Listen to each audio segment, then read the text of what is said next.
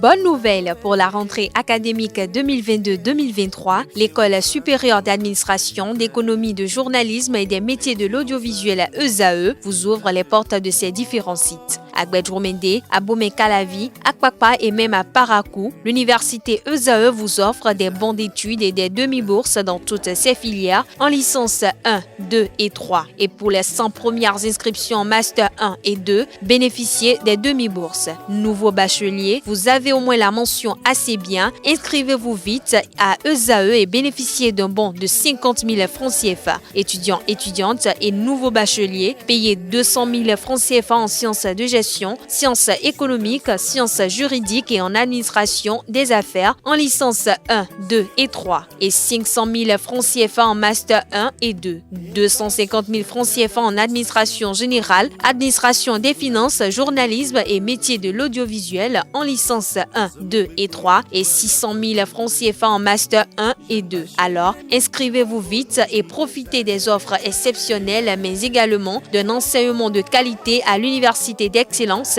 ESAE. Infoline 90 93 65 21 ou le 98 98 14 00.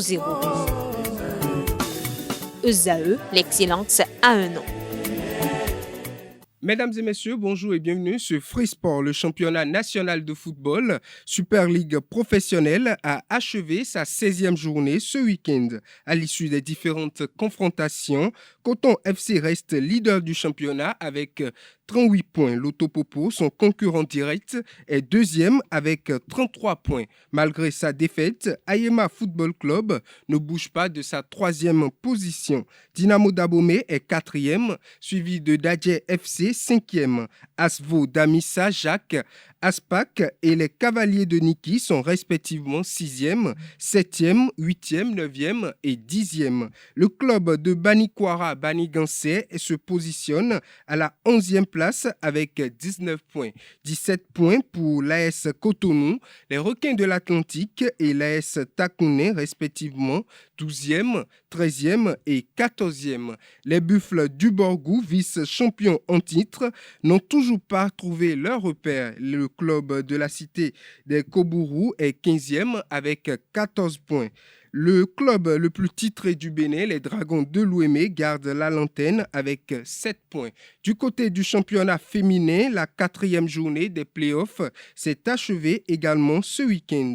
La double championne en titre, Espoir Football Club, est en tête de classement avec 9 points. Talonnée de très près par Sam Nelly qui compte également 9 points. Dynamique vient à la 3e position avec 7 points, suivi de Elite AC, 4e avec 4 points. Léopard FC, 5e avec 4 points et Nadia FC, 6e avec 1 point. Autre information, du lundi 8 au jeudi 11 mai dernier, plusieurs managers venus des différents pays membres de la Confédération africaine de football ont participé à un atelier de formation sur l'octroi des licences au club du championnat des différents pays membres de la Confédération africaine de football. Ce séminaire tenu à Cotonou est basé sur l'utilisation de nouvelles plateformes de délivrance de licences mises en place par l'instance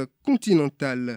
Le séminaire a été également l'occasion pour la Fédération béninoise de football d'outiller les secrétaires généraux des clubs béninois. Hors de nos frontières, le Maroc et le Sénégal vont se défier en finale de la Coupe d'Afrique des Nations U17 2023, actuellement en cours en Algérie. Il a fallu y croire pour les lionceaux de l'Atlas dans la soirée du lundi 14, dans la soirée du dimanche 14 mai 2023.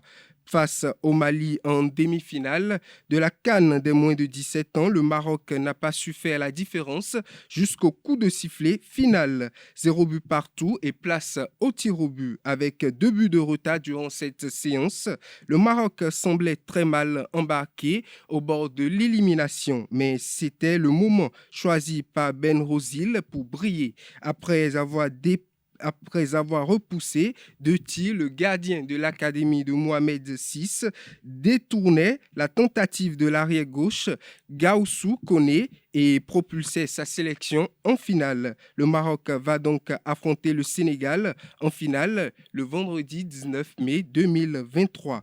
Pour finir, grâce à sa victoire sur la pelouse de l'Espagnol hier dimanche 14 mai, 4-2, le FC Barcelone remporte sa 27e Liga avec 85 points devant le Real de Madrid, soit 11 points à la 34e journée du championnat espagnol. Pour le compte de cette journée, le FC Barcelone se déplaçait sur la pelouse de son voisin avec la possibilité d'être sacré champion d'Espagne. Après 11 minutes à peine de jeu, c'est l'inévitable Robert Lewandowski qui a débloqué la rencontre pour lancer les siens vers le sacre quelques minutes plus tard. Alejandro Balde fait le break avec un deuxième but à la 20e minute. Un doublé de l'attaquant polonais Lewandowski est venu plus tard en fin de rencontre, en fin de la première partie notamment, ramenant le score à 3-0. En seconde période, c'est Jules Koundé qui creuse l'écart par le 4e but pour le FC Barcelone. En fin de match, l'Espagnol réduit l'écart avec 2 autres buts. Au coup de sifflet final, le Barça s'impose 4-2, s'offrant ainsi son 27e titre de champion d'Espagne, puisqu'il est sûr de finir la saison en tête de classement. Mesdames et messieurs, c'est tout pour Free Sport.